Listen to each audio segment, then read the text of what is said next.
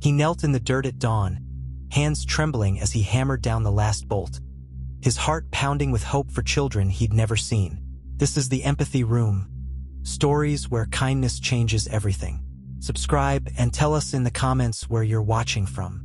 It began with a headline he almost skipped over.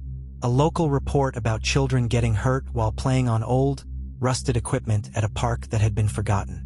One boy broke his arm falling from a cracked ladder. Another gashed his leg on jagged metal. Strangers to him, yet their faces stayed in his mind long after he set the paper down.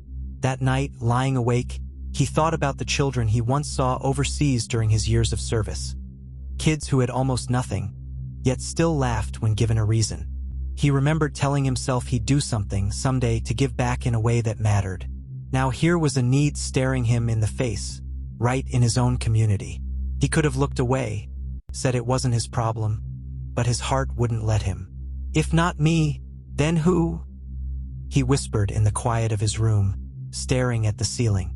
It wasn't about recognition or applause. It was about giving children he'd never met a place to feel safe, a place to simply be kids without fear of broken swings or dangerous nails. That decision planted a seed that would change everything. He had lived most of his adult life with reminders of war etched into his body. Years earlier, while serving overseas, an injury forced him to come home before he was ready. The uniform came off, but the weight of service never left. Some days were filled with aches that made it hard to stand, other days with memories that kept him quiet for hours. Yet through it all, one lesson from the military stayed clear. When people needed you, you showed up. Building was something he understood. Long nights in the army had taught him to fix what was broken with whatever tools were available. Now, with time on his hands and a body that couldn't march anymore, he looked at that empty lot and saw more than dirt and weeds. He saw a mission. He thought of his own childhood, the rough patches, the rare moments when a playground or a ball field made the world feel safe, if only for a while. Those memories mixed with the faces of children he'd never met but felt connected to, and it lit a fire in him. He couldn't go back in time to protect every soldier beside him, but he could make sure kids in his town had a place built with care. That thought alone gave him strength where pain usually lived, and for the first time in years, he felt purpose rising inside him again. He started small, with a pencil stub and a sheet of lined paper pulled from an old notebook. The lines quickly filled with sketches of swings, slides, and a sturdy frame that wouldn't bend under the weight of a child's laughter. He measured and remeasured, erasing lines until they felt right. The next step was harder. He picked up the phone and called a hardware store in town, explaining what he wanted to build. The manager paused, then offered him a discount on supplies, moved by his determination. Encouraged, he knocked on a neighbor's door to ask for advice on carpentry. Word began to spread, and soon people stopped by to check on his progress, some offering tools, others bringing meals so he could keep working. For the first time in years, he felt surrounded, not isolated. Yet even with the help, the doubts came. He looked at the pile of lumber stacked in his yard and wondered if his body could handle the strain. His hands still bore scars from service. His back ached from old wounds. And now he was planning something that would demand every ounce of strength he had left. He stood in the empty lot one evening as the sun set, staring at the dirt that would soon hold the playground, and whispered to himself, "Don't fail them." That promise became the anchor that pushed him forward. The first morning of construction arrived with a chill that made his breath hang in the air like smoke. He sank the first post into the ground, feeling the earth shift beneath him, solid yet unsteady, as if the lot itself was testing his resolve. Each hammer strike echoed loudly, filling the empty space with rhythm and purpose, and every nail driven was a quiet promise to the children he had never met. The work was exhausting. Muscles he had long stopped trusting protested with sharp twinges of pain, and sweat ran down his forehead, stinging his eyes. Yet he pressed on, adjusting boards, checking measurements, making sure the slides and swings would be safe. Neighbors appeared slowly, drawn by curiosity and the sound of labor, some offering water, others lending hands for heavy lifting. A small boy from down the street stopped to watch, clutching his mother's hand, eyes wide with wonder. "Is that for us?"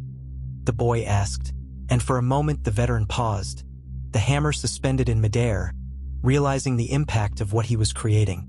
Every ounce of discomfort, every ache, felt smaller in that instant, replaced by a quiet joy he hadn't expected to feel in years. As the day stretched toward dusk, the skeleton of the playground began to take shape, and though there was still so much left to do, he knew the hardest step had already been taken, turning a blank patch of land into a place where laughter could thrive. The days blurred together, each one longer than the last. He arrived at the lot before sunrise, the cold seeping through his clothes, and left only after the shadows had grown long and the sun had slipped behind the rooftops. His hands were raw, fingertips blistered and cracked from hammering and sawing, and his back throbbed in a rhythm that matched his heartbeat. At night, when he returned home, he sat quietly in his chair, muscles stiff, staring at the blueprints spread across the table, knowing the work was far from finished. Sleep came in short bursts, interrupted by dreams of collapsing structures or missed measurements, the fear that one misstep could undo weeks of effort. Every morning, he returned to the lot anyway, rising before the light, dragging tools and materials with a determination that defied exhaustion. Friends and neighbors began to notice, leaving sandwiches or bottles of water at the edge of the lot, their gestures small but grounding, a reminder he was not alone. Even so, doubt crept in as he faced the last major challenge. The slide had not yet arrived, and the rest of the playground felt incomplete without it. He stood in the fading light, surveying the half-finished swings and ladders, and for the first time allowed himself a quiet question. Could he really finish this? The wind rustled through the empty lot, carrying a sense of patience, almost as if the world itself was waiting with him, urging him to take the next step despite weariness. The morning of the unveiling carried a quiet excitement.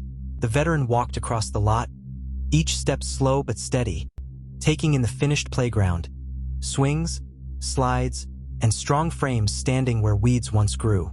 Families gathered at the edge, children peeking out from behind their parents. A little girl tugged on her mother's hand and whispered, "Is this for us?"